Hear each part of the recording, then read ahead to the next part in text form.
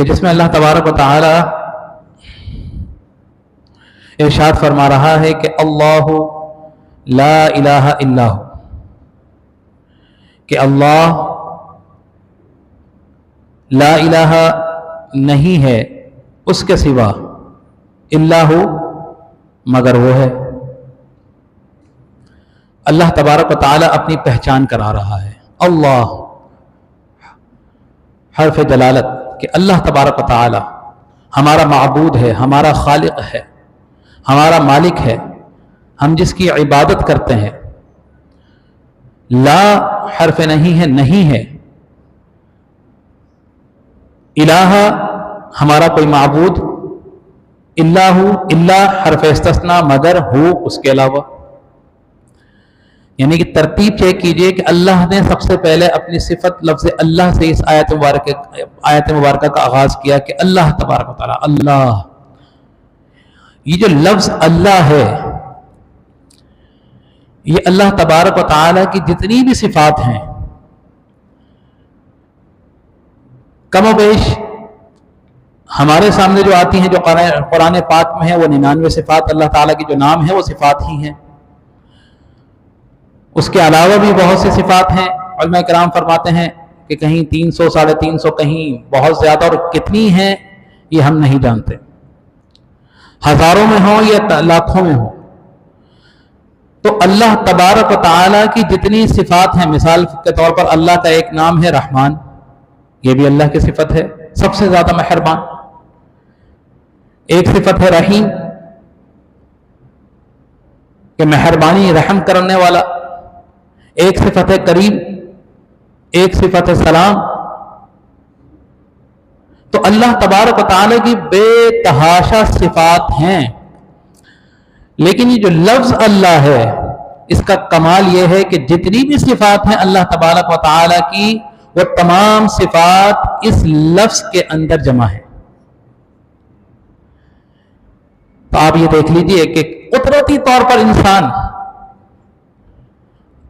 آپ روز مرہ کے اپنے معاملات چیک کر لیجئے،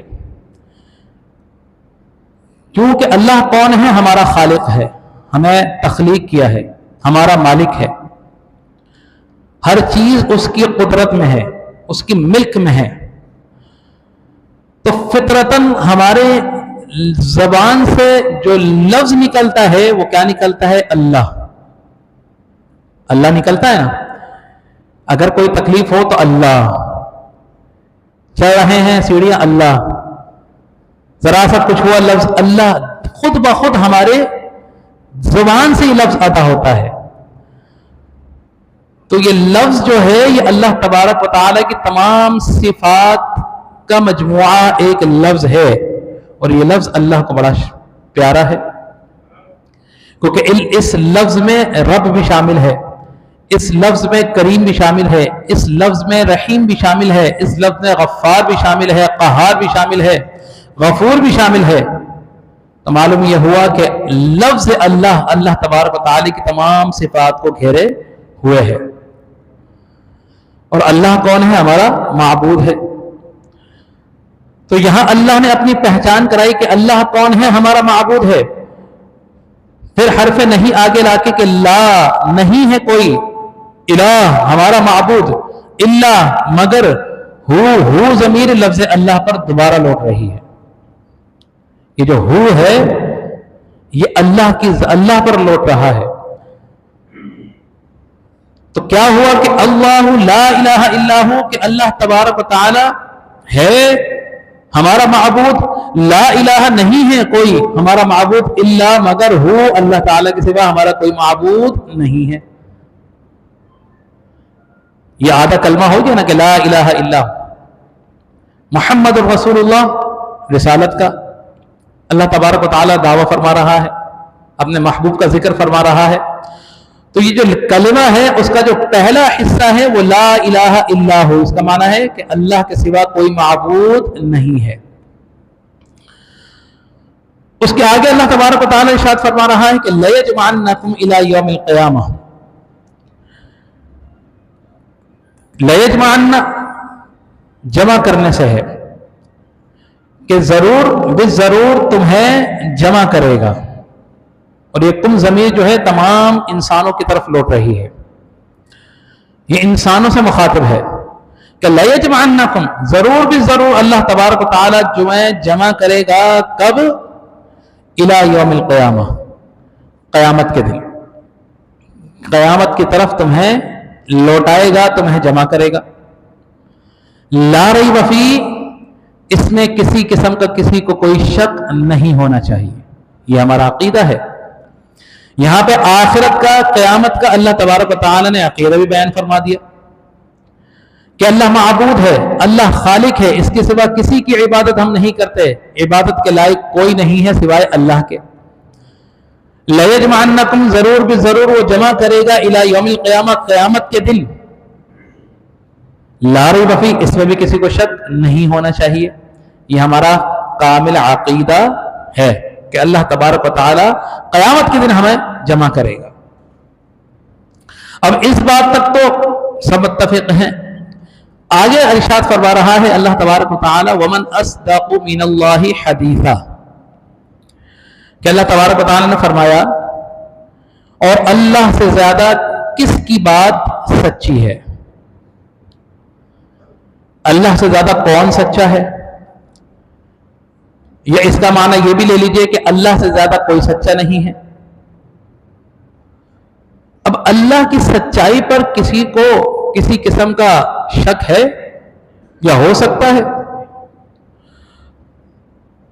کسی قسم کا کوئی شک نہیں ہو سکتا. اب یہ جو اللہ تبارک و تعالی نے دوسرا حصہ بیان فرمایا وَمَنْ أَصْدَقُ مِنَ اللَّهِ حَدِيثًا, اگر اس کا تناظر شاید کریں تو اس سے اسی آیت کا جو پچھلا حصہ ہے اس کے بارے میں اللہ تبارک و تعالی نے فرما دیا کہ قیامت کے دن اللہ تبارک و تعالی جمع کرے گا. لا ریب فیہ, کسی کو کوئی شک نہیں ہونا چاہیے. وَمَنْ أَصْدَقُ مِنَ اللَّهِ حَدِيثًا, اور اللہ سے زیادہ بھی کوئی سچا ہے, یعنی کہ یہ جان لو کہ قیامت کے دن ہمیں جمع ہونا ہے. اور یہ کسی انسان کا کلام نہیں ہے. کسی انسان نے آپ کو نہیں کہا کہ فلاں جگہ جمع ہونا ہے. اس کی بات میں تو ابہام ہو سکتا ہے, کوئی شک ہو سکتا ہے, لیکن یہ رب کائنات کا کلام ہے اور رب کائنات کا حکم ہے کہ اللہ تبارک و تعالی کے سوا کوئی معبود نہیں, اور وہ معبود جس نے تمہیں پیدا کیا ہے وہی تمہیں قیامت کے دن دوبارہ اٹھائے گا اور قیامت میں جمع کرے گا. کسی قسم کا کوئی شک نہیں ہونا چاہیے. اور اللہ پوچھ رہا ہے یہ کون ہے جو اللہ تعالی سے زیادہ سچا ہو؟ تو کوئی اللہ سے سچا نہیں ہے. اب یہاں پر ایک احتمال ہوتا ہے, بہت جگہوں پر بہت سی مقامات پر کچھ لوگوں نے اس طرح بھی بات کہی کہ جی اللہ تبارک و تعالی چونکہ ان اللہ علی کل شیء قدیر, اللہ تبارک و تعالی ہر چیز پر قدرت رکھتا ہے, ہر چیز پر. سمجھنے کی بات ہے, یعنی کہ اللہ تبارک و تعالی ہر چیز پر قدرت رکھتا ہے, اس کے قدرت سے کوئی چیز باہر نہیں ہے. تو کچھ نام نہاد مفکرین کہہ لیجئے, کچھ ہم سے زیادہ سمجھدار لوگ کہہ لیجئے, انہوں نے اللہ تبارک و تعالی کے ساتھ یہ بھی بات باندھ دی کہ اللہ تبارک و تعالی چونکہ ہر چیز پر قادر ہے تو لہذا معاذ اللہ اللہ تبارک و تعالی جھوٹ بولنے پر بھی قادر ہے, جھوٹ بول سکتا ہے. اب بھائی اللہ تو یہاں فرما رہا ہے کہ وَمَنْ أَصْدَقُ مِنَ اللَّهِ حَدِيثًا, کہ اللہ تبارک و تعالی سے زیادہ کون سچا ہو سکتا ہے. لیکن اگر دیکھا جائے تو کچھ لوگ یہ اس سے معنی اخذ کر رہے ہیں کیونکہ ان اللہ علی کل شیء قدیر, اللہ تعالیٰ کی قدرت سے کوئی چیز باہر نہیں, تو انہوں نے کہا کیونکہ جھوٹ بھی ایک فعل ہے تو لہذا اللہ تبارک و تعالیٰ جھوٹ بولنے پر قادر ہے. ہاں یہ الگ بات ہے کہ وہ بولتا نہیں ہے, جھوٹ بولنے پر قادر ہے, لیکن یہ الگ بات ہے کہ اللہ تبارک و تعالیٰ جھوٹ بولتا نہیں ہے. لیکن ہم یہ مانتے ہیں کہ اللہ تبارک و تعالی جھوٹ بولنے کی یعنی کہ اللہ تعالیٰ پر جھوٹ بولنا, یہ کہنا یہ عیب اور محال ہے. یہ اللہ تبارک و تعالیٰ کی شان میں گستاخی ہے, کیونکہ جھوٹ ہے کیا. اب جھوٹ کو اگر ہم سمجھیں تو جھوٹ یا عربی میں کہہ دیجئے کذب، کاذب، کاذب کہتے ہیں جھوٹ بولنے والے کو. کسی شخص یا گروہ کا کسی دوسرے شخص یا گروہ کے متعلق قصدن کسی بات کو حقیقت کے خلاف بیان کرنا، یعنی کہ جو حقیقت ہے اس کے خلاف بیان کرنا، حقیقت کو چھپا لینا. اچھا، جھوٹ مختلف وجوہات کی بنا پر کوئی فائدہ یا نقصان سے بچنے کو بولا جاتا ہے. یعنی کہ اگر جھوٹ بولنے سے وقتی طور پر کوئی فائدہ کسی کو حاصل ہو رہا ہے، یا اگر جھوٹ بولنے تو کسی نقصان سے ہم بچ جائیں وقتی طور پر، تو اس لیے بہت سے لوگ جھوٹ بول دیتے ہیں. آج کل تو پیسے لے کے باقاعدہ طور پر جھوٹی گواہی بھی دے دی جاتی ہے عدالت کے اندر. اور وہی مسلمان جو ایک طرف لا الہ الا اللہ محمد رسول اللہ اللہ کا کلمہ پڑھ رہا ہے، وہی مسلمان کو چند پیسوں کے عوض قرآن پر ہاتھ رکھ کر ہی جھوٹ بول دیتا ہے. اب ایسے شخص کو مسلمان کہیں گے؟ وہ مسلمان رہا کہ ایک تو اس نے جھوٹ بولا، اپنا ایمان فروخت کر دیا، چند سکوں کے عوض پر قرآن پہ اللہ کی کتاب پر بھی ہاتھ رکھ دیا اور جھوٹ بول دیا، کیونکہ وقتی طور پر مالی فائدہ حاصل کرنے کے لیے. تو یہاں بھی یہ لکھا ہے نا کہ نقصان سے بچنے کے لیے یا وقتی طور پر کچھ نفع حاصل کرنے کے لیے انسان حقیقت کے خلاف بات کرتے اور سچائی کو چھپا دے. تو یہ کیا ہے؟ یہ جھوٹ ہے. اب میں آپ سے پوچھتا ہوں کہ یہ جو جھوٹ ہے تو یہ نقص یا عیب ہوا یا نہیں ہوا؟ جھوٹ اپنی ذات میں ایک عیب ہوا نہیں ہوا؟ اگر آپ کسی کو کہہ دیں کہ بھئی یہ جھوٹا شخص ہے، یہ کسی کے بارے میں یہ جو ہے عام ہو جائے کہ یار یہ شخص جھوٹا ہے، تو لہذا آپ میں سے یا مجھ میں سے کوئی بھی اس کی بات پر اتنی آسانی سے اعتبار نہیں کرے گا، کیونکہ یار یہ جھوٹا شخص ہے، یہ حقیقت کے خلاف بات کرنے والا ہے، یہ سچائی کو چھپانے والا ہے. اس کی بات پر اگر میں نے یقین کر لیا تو کہیں ایسا نہ ہو کہ مجھے آگے جا کے نقصان اٹھانا پڑے. تو یہ ہے جھوٹ کی حقیقت. تو اب جھوٹ معلوم یہ ہو گیا، ہم نے مان لیا کہ جھوٹ ایک بری چیز ہے، ایک نقص ہے، سچائی کو چھپانے والا ہے. اور قرآن تو ارشاد فرما رہا ہے وَمَنْ أَصْدَقُ مِنَ اللَّهِ حَدِيثًا، کہ اللہ تبارک و تعالی سے کون سچا ہے زیادہ. تو پھر یہاں پر کسی مقام پر یہ کہہ دینا کہ ان اللہ علی کل شیء قدیر، چونکہ اللہ تبارک و تعالی ہر چیز پر قادر ہے تو لہذا جھوٹ پر بھی قادر ہے. لیکن وہ بولتا نہیں ہے. لیکن وہ بولتا نہیں. کیوں نہیں بولتا بھائی؟ اس لیے نہیں بولتا کہ چونکہ جھوٹ عیب ہے. اچھا، ان سے سوال کیا جائے بھائی ہمارا مقصد یہ نہیں تھا کہ یہ اللہ تعالیٰ کے ساتھ ملانا، لیکن چونکہ جھوٹ بھی ایک امر ہے، اگر ہم نے یہ کہہ دیا کہ جھوٹ اللہ تبارک و تعالیٰ بولنے پر قادر نہیں ہے تو لہذا ایسا معلوم ہوگا کہ انسان تو جھوٹ بولنے پر قادر ہے لیکن اللہ تعالیٰ جھوٹ بولنے پر قادر نہیں ہے، تو لہذا اللہ کی قدرت میں کمی واقع ہو گئی. اب یہ یا تو بھولا پن کہہ لیجئے، یا دماغ کا خبار کہہ لیجئے، یا فتنہ کہہ لیجئے، کہ کتنی معصومیت کے ساتھ اس عمل کو اللہ تبارک و تعالیٰ کے ساتھ ملا بھی دیا اور یہ کہہ بھی دیا کہ ہاں بولنے پر قادر ہے لیکن بولتا نہیں ہے. اب انسان تو بہت سے کام کرتا ہے، انسان تو نکاح بھی کرتا ہے، بیوی کے ساتھ ہم بستری بھی کرتا ہے، بچے بھی پیدا کرتا ہے، تو کیا اللہ تبارک و تعالیٰ یہ کام کر سکتا ہے؟ اللہ تعالیٰ تو نہیں کر سکتا. اور اگر ہم یہ مانیں کہ اللہ نہیں کر سکتا تو کیا اللہ تبارک و تعالیٰ اس پر قادر نہیں ہے؟ تو چونکہ ہر وہ چیز جو عیب شمار ہوگی، جس میں نقص ہوگا، اللہ تبارک و تعالیٰ ہر اس چیز سے پاک ہے، ہر اس شے سے پاک ہے. کیونکہ جھوٹ ایک عیب ہے تو ہم یہ کہتے ہیں کہ اللہ تبارک و تعالیٰ جھوٹ سے پاک ہے، چونکہ جھوٹ عیب ہے، محال ہے. تو پھر اللہ تعالیٰ کس چیز پر؟ تو اللہ قادر ہے، جس چیز کا ارادہ کرتا ہے اللہ تبارک و تعالیٰ اس چیز پر قادر ہے. اللہ تبارک و تعالیٰ کسی عیب کا ارادہ کر سکتا ہے. اگر یہاں پر مان لیا جائے کہ اللہ بھی جھوٹ پر قادر ہے تو پھر قرآن و حدیث میں جو دلائل پوشیدہ ہیں، جو موجود ہیں، جس پر ہم نے ایمان رکھا ہوا ہے، ہمارا ایمان بھی ہے کہ اللہ تبارک و تعالیٰ نے قرآن جو نازل فرمایا حرف بہ حرف، ایک ایک لفظ اللہ کا کلام ہے، سچا ہے، راہ ہدایت ہے۔ لیکن اگر یہ مان لیا جائے کہ چونکہ اللہ جھوٹ بولنے پر قادر ہے تو یہ تو پھر قرآن پاک کے احکامات کہاں جائیں گے؟ تو لہذا غور و فکر کیجیے۔ یہ جو ادب ہے یہ بہت سی چیزوں کو سکھانے کے لیے ضروری ہے۔ آپ اپنے آفس میں جائیں اور اپنے باس کے سامنے کھڑے ہوں تو مخاطب کرنے کے لیے بہت سے الفاظ استعمال کیے جاتے ہیں، بہت سے الفاظ استعمال کیے جاتے ہیں، تم بھی کہا جاتا ہے، تو بھی کہا جاتا ہے، اشارہ بھی کیا جاتا ہے۔ لیکن چونکہ وہ باس ہے ہمارا، اس کے سامنے ہم اس طرح کے الفاظ استعمال نہیں کرتے۔ کیوں؟ کہ ادب کا تقاضا ہے، ادب کا تقاضا ہے۔